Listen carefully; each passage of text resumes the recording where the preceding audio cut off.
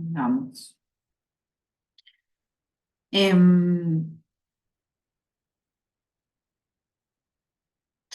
entonces, decíamos, Cornelio aparece feminizada su descripción. Creo que se habla de los rizos de Cornelio y demás, y todo eso va a tener que ver con la falta de valores que muestra, con su cobardía, ¿no? Se lo muestra como artificioso, como sensual, consumista, ocioso y sin espíritu guerrero. Todas estas características de Cornelio, ¿a qué polo lo acercan? ¿Al polo cristiano o al polo turco? Al polo turco, ¿no? O sea, es un personaje que pareciera más pertenecer por sus características a a cómo son los turcos. Entonces ya ahí inmediatamente nosotros como lectores nos tenemos que dar cuenta, tipo, no, este personaje no vale 2 pesos, este no va a ser el marido de Cassandra, cualquier cosa, de Leonisa. No sé, Cassandra, haz lo que quieras, si te querés casar con ese tipo que es un volastrite, haz lo que quieras. Yo no te lo aconsejo. A ver si consigo, yo creo que había marcado alguna descripción.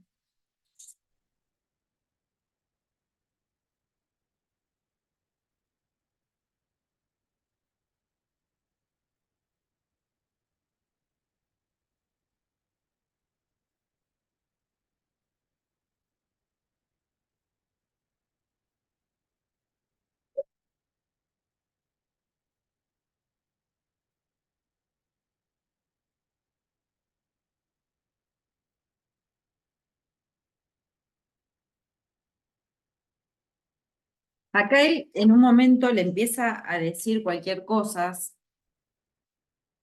a Cornelio, y tú, oh mozo, que tan a tu salvo piensas llevar el premio, más debido a mis buenos deseos que a los ociosos tuyos. ¿Por qué no te levantas de ese estrado de flores donde yaces y vienes a sacarme el alma que tanto la tuya aborrece? O sea, él estaba sentado, él está con Leonisa, Cornelio, como en una especie de asiento lleno de flores. O sea, dense cuenta. Y no porque me ofendas en lo que haces, sino porque no sabes estimar bien que la aventura te concede.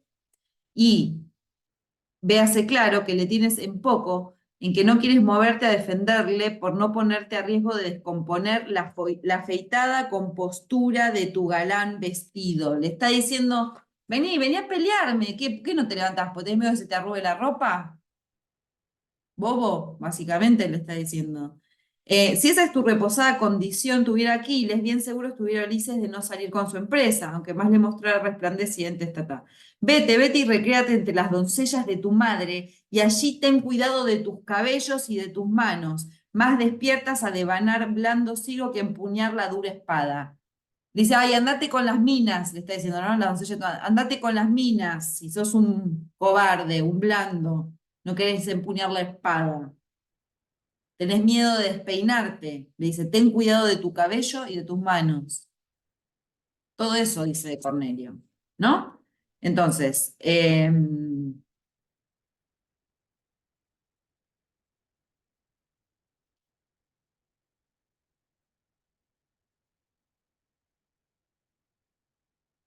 ver si hay otra más. ¿Cómo termina la situación? A Cornelio le valió su buena diligencia, pues fue tanta la que puso en los pies huyendo que se escapó de mis manos. Él se pelea con 7 u 8 con la espada y Cornelio lo único que logró hacer fue escaparse. Claramente un cobarde, ¿no? Eh, Después se refiere como él como al lindo de Cornelio, el lindo de Cornelio, en fin. Em,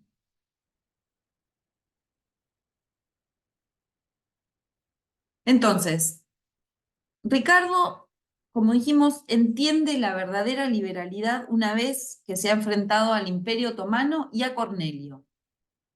Esos son los dos pasos que él da para entender la verdadera liberalidad. El Imperio Otomano y Cornelio, porque a Cornelio se lo enfrenta primero como un loco cuando arma todo ese escándalo, y después cuando vuelve, no es que se enfrente abiertamente, pero frente a Cornelio primero comete el error de decir, bueno, toma, te la dejo a Leonisa para vos, y después se desdice y dice no. ¿No? Y ahí es como que Cornelio desaparece absolutamente, deja de tener importancia. Ricardo, una de las cosas que aprende es a dejar atrás su arrogancia. Porque sabemos que no era cobarde, que era valiente, un montón de cuestiones, que era capaz de un montón de cosas, pero era muy arrogante, porque además se lo dice Leonisa, que no le caía bien por arrogante. Bueno, después de todo lo que vimos que le dice a Cornelio, sí es un tipo arrogante, por más que Cornelio se lo merezca, ¿no?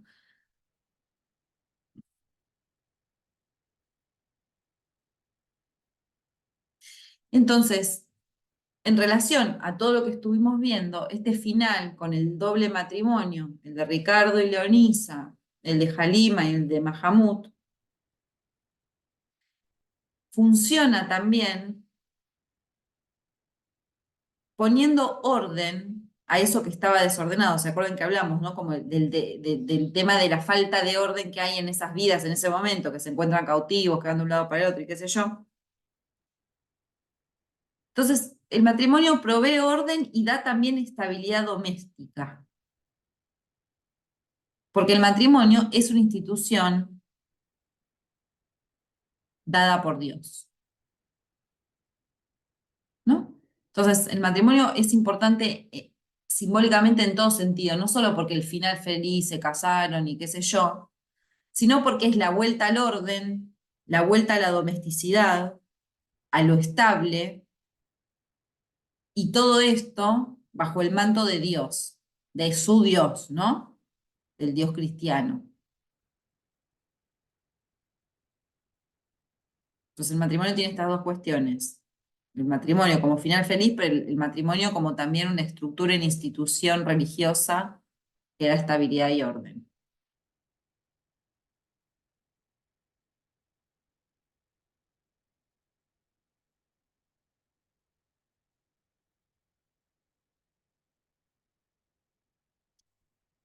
Em, Al final del texto, ahora les voy a leer una cosita, pero bueno, ella empieza como a hilar todas estas cuestiones que estuvimos viendo, dice, bueno, que Cervantes hace una crítica que va de lo material a lo abstracto.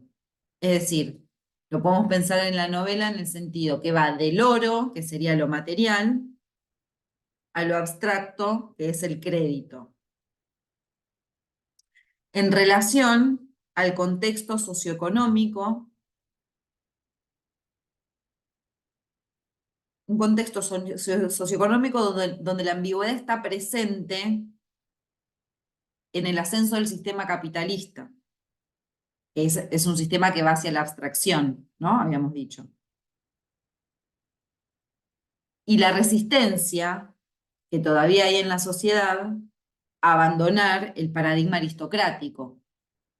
El paradigma aristocrático sería un paradigma más del orden de lo material, ¿no? El paradigma de las armas, del oro, de todas estas cuestiones.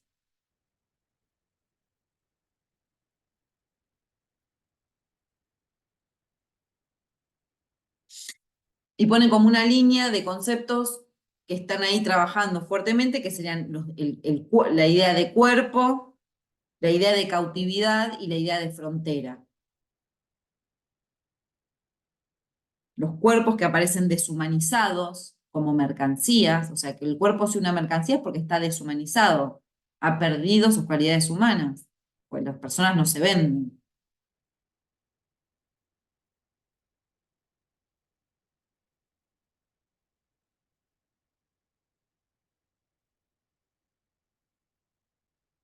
Ataviado con todos estos vestidos, las piedras, el oro y bla, bla, bla, que ponen aún más de relieve la calidad la cualidad de mercancía de esos cuerpos.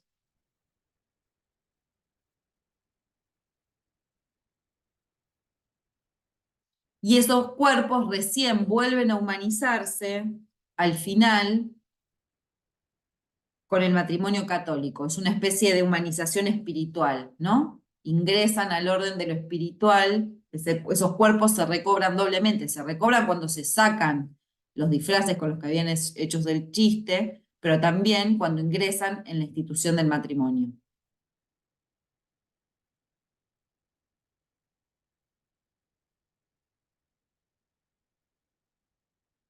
Piensen que no es solo el cuerpo de Leonisa, es el cuerpo de Leonisa, es el cuerpo de Mahamut, es el cuerpo de Ricardo que estaba también disfrazado, es el cuerpo también de Halima.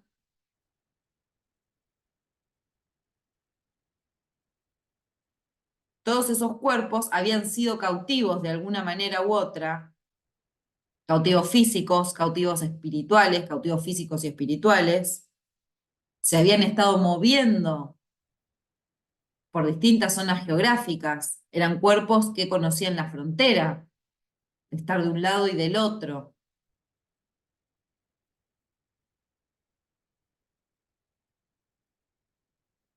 Por eso es tan importante la noción o el simbolismo de la idea de volver a la patria. Todo eso sucede, se corta, se termina todo ese periplo cuando esos cuerpos finalmente llegan a la patria y llegan no solo los cuerpos porque bajan del barco, sino porque además se deshacen de esas vestimentas.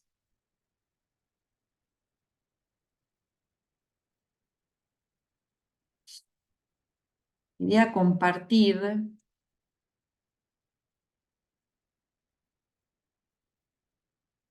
un segundito.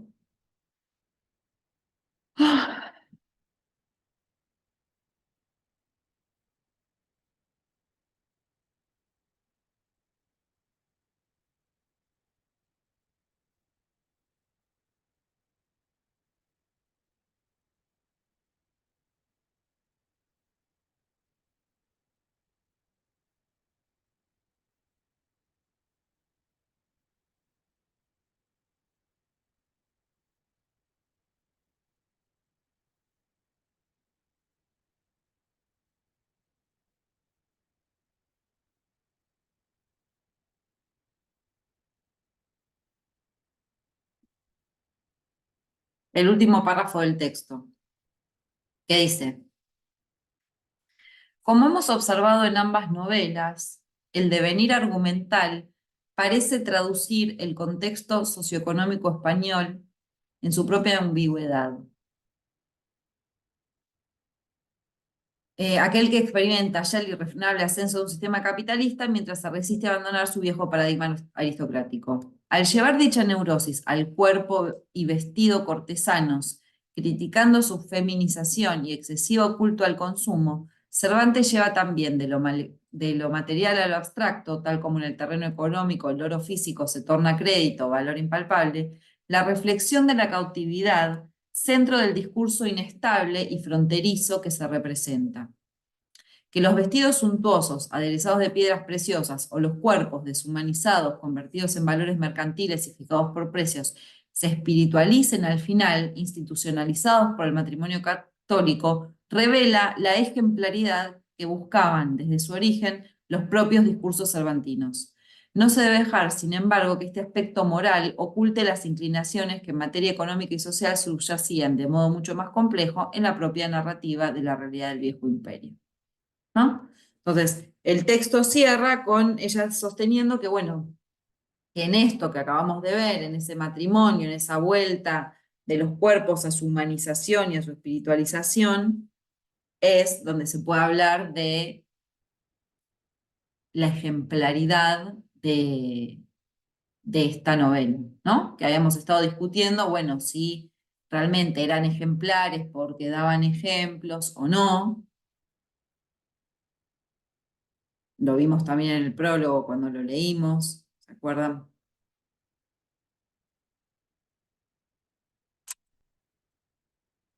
Comentarios, dudas, cosas para agregar. Hablen un poco ustedes, aunque sea 5 minutos.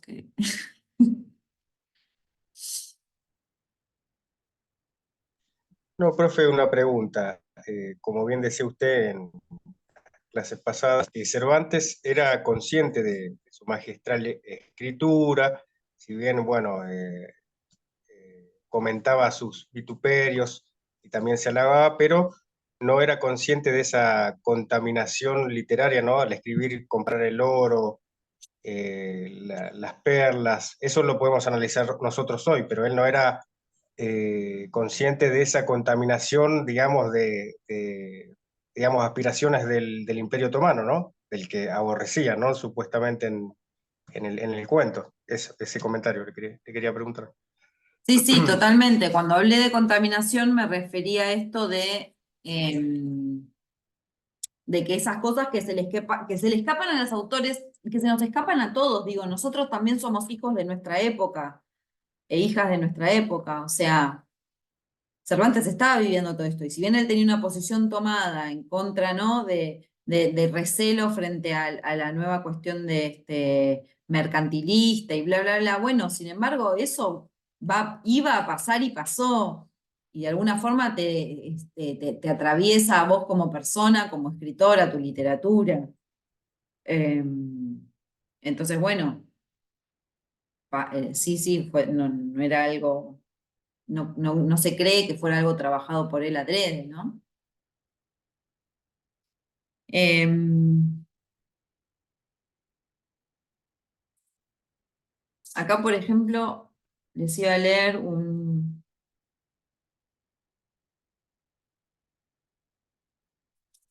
una parte para que pensemos toda esta idea de fingir, del engaño y bla, bla, bla.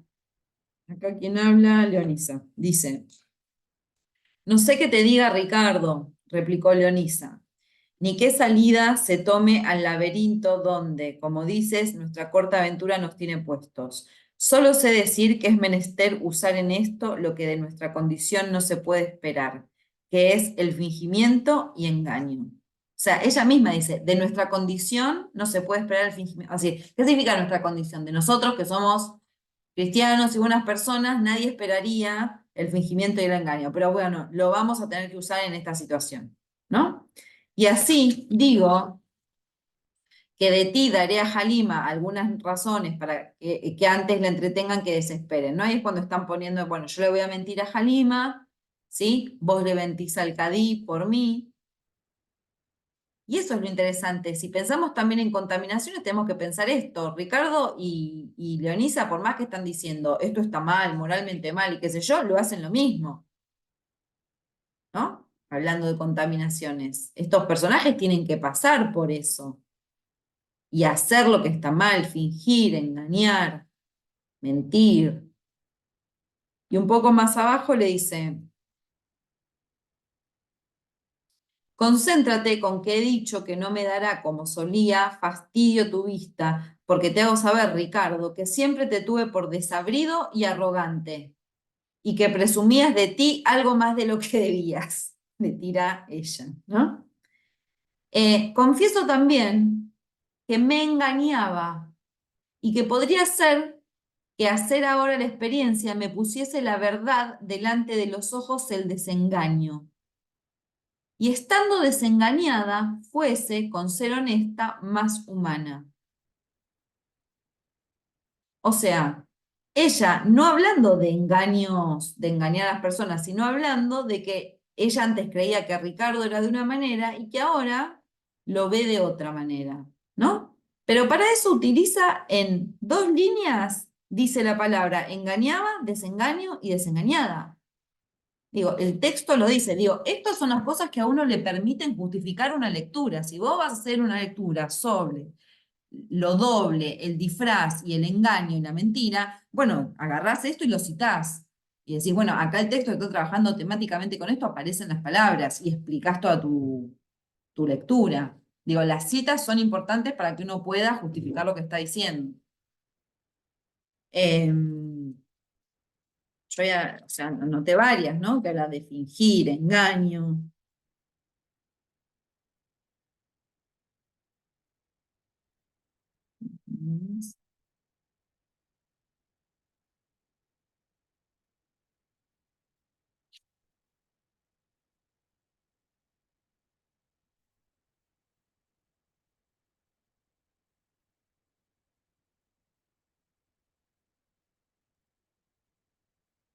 Miren esto, que es para no confundir nunca autor con narrador.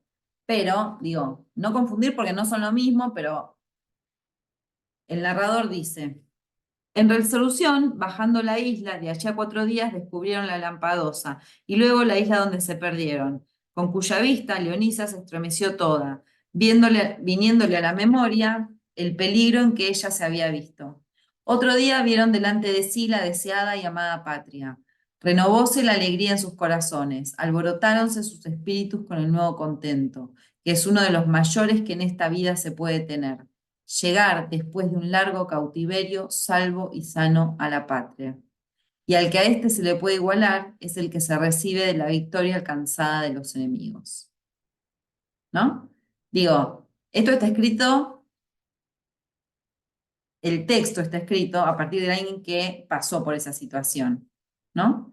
Digo, pero no nos importa la cuestión biográfica, porque nunca podemos decir que el narrador es el autor. El narrador es un personaje más adentro del texto que funciona como narrador.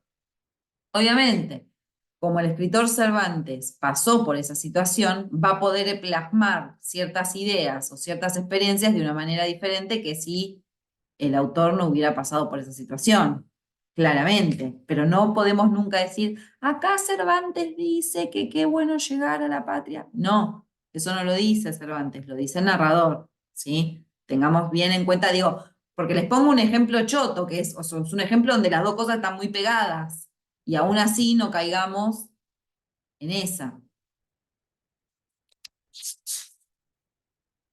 Nosotros entonces habíamos hablado en la clase anterior, en que sacó acá,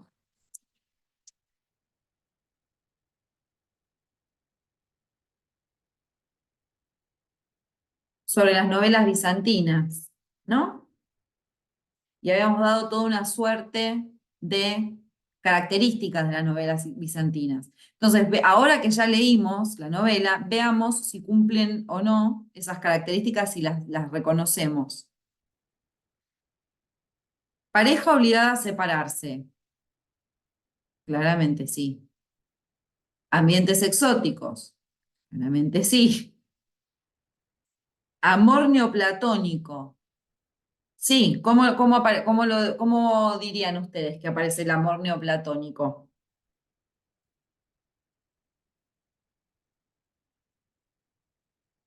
¿Cuáles son las características del amor neoplatónico?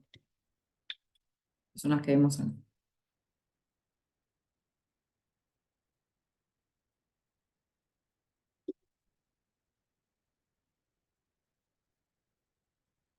Cuando es casto y puro, ¿no? O sea que Exacto, exacto, ¿no? Es el amor que tienen Ricardo y Leonisa. Y además siempre decía que aparecía una antítesis a ese amor. Y acá tenemos una antítesis a ese amor. ¿Quién puede ser? Cornelio sería, ¿no? O no, ese sería la contraparte No, de yo más lo vería en Halima y el Cadí. No es un amor puro, los dos están dispuestos a acostarse con otras personas, están casados y pisotean la unión matrimonial de una forma tremenda, ¿no? Digo, la antítesis de Ricardo y Leonisa son Halima y Cadí, que hacen cualquier cosa con la institución matrimonial. Eh, Otra característica, los viajes, ¿no? Con obstáculos y demás. Acá también tenemos. Dos viajes, cuando ellos terminan ahí y después en el viaje con el Cadí que se arma todo el lío, que chocan el barco, que hacen todo lo que ya sabemos. Eh, la presencia de mentiras, engaños y disfraces, también tenemos. El comienzo in media res, también tenemos. La anagnórisis, ¿se acuerdan qué era la anagnórisis? El reconocimiento, ¿no? Bien, ¿en qué momento les parece que hay anagnórisis?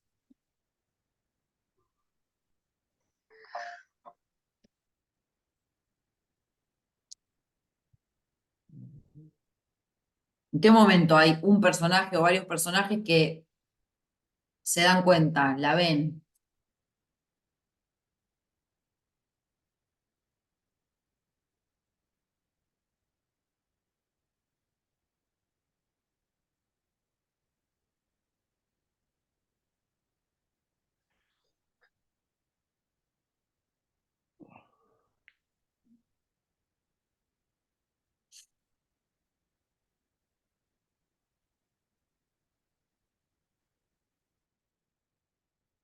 Ricardo, ¿cuándo tiene una anagnórisis?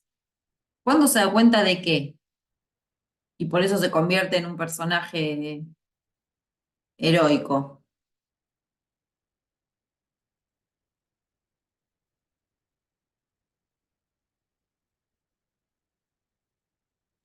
Si bien no me equivoco, usted dijo cuando va a la batalla, ¿puede ser? ¿A qué batalla? Algo así había dicho, como que entiende la verdadera se convierte en un hombre liberal cuando a partir de que tiene, es como que, Pero no, cuando no, estoy, eso eran otras dos cosas, pero no. ¿Qué pasa al final? ¿Qué pasa al final? Que tiene que ver con el título de la novela y con Ricardo. Cuando deciden no estar con Leonisa, esa Sí, no es que no parte, decide no estar con Leonisa, decide no imponer su voluntad. por su voluntad. Está.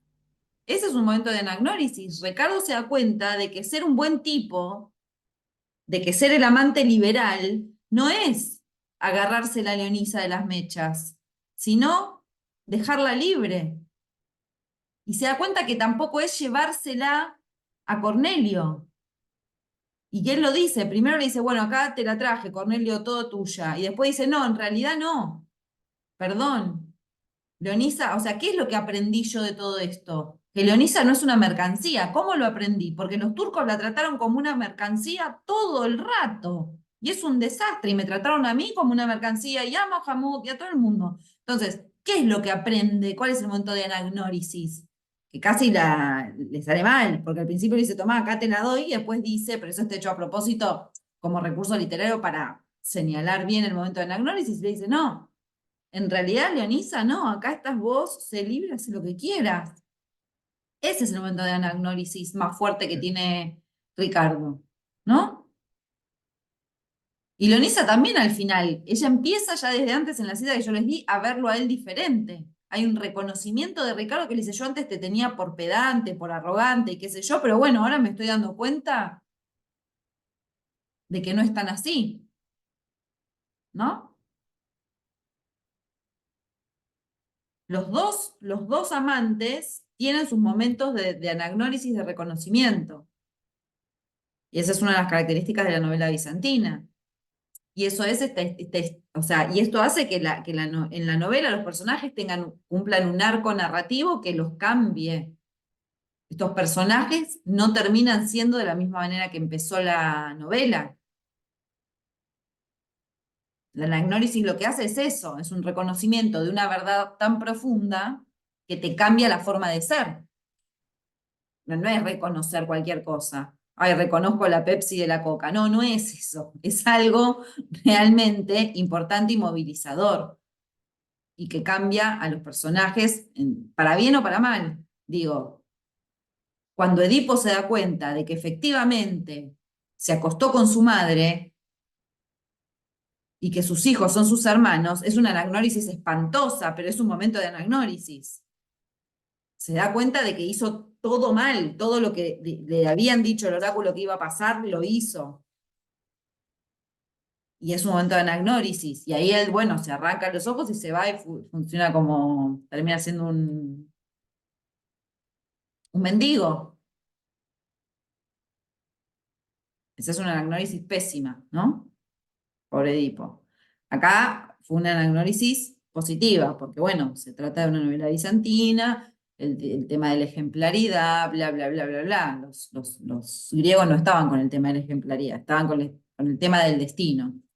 Que hagas lo que hagas, te va a tocar. Edipo lo ibas a hacer mal, no ibas a poder escapar de tu destino y eso lo pasó. Pero bueno, digo, prestemos atención a esas cosas, ¿no? Como en qué momento el personaje logra tal y cual cosa. La idea entonces es que sigamos practicando y viendo cómo se analiza una obra literaria, ¿no? Contamos de qué va y qué sé yo, pero tenemos que analizar esto, ¿no? Y no es que se les tiene que ocurrir a ustedes. Yo acá lo que hice fue reponer un texto que leí que me pareció que estaba bueno, se los comenté, agregué mis ideas, mis subrayados y qué sé yo, pero básicamente es eso. La bibliografía siempre teórica siempre sirve para hacer esto, para que el texto no queden solamente quiénes eran los personajes, qué pasó, qué hicieron, ¿no? Sino como poder desmenuzar toda la potencia del texto que tiene, simbólica, de escritura, de procedimientos, de todo lo que ustedes quieren. Digo, y lo último que me parece que me olvidé decirles y que deberíamos hilar, o sea, empezamos la clase diciendo que tenía una estructura de relato marco y relato enmarcado, ¿no? El texto, y bueno, esa es una estructura doble también. Si todo el texto está organizado desde lo doble, y lo hablamos en los distintos niveles, en niveles semánticos, lo hablamos a niveles de procedimientos, a niveles de no sé qué, bueno, estructuralmente también una estructura doble porque hay dos relatos, está el relato marco y el relato enmarcado. Y ahí termina de cerrar todo esto que estuvimos charlando. ¿Se entiende eso? Lo del relato porque es doble también, ¿sí? Ok, genial. Bien, dudas, preguntas, comentarios, apreciaciones, ¿les gustó, no les gustó?